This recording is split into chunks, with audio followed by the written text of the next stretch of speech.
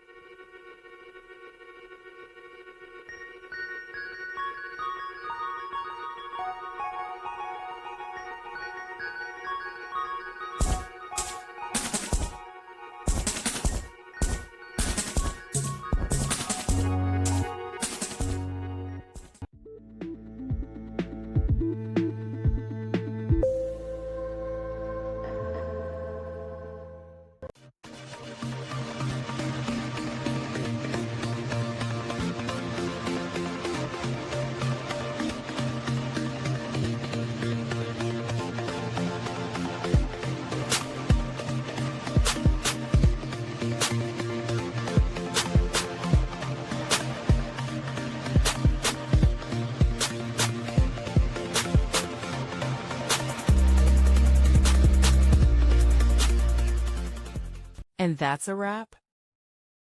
I hope you found the answer you were looking for.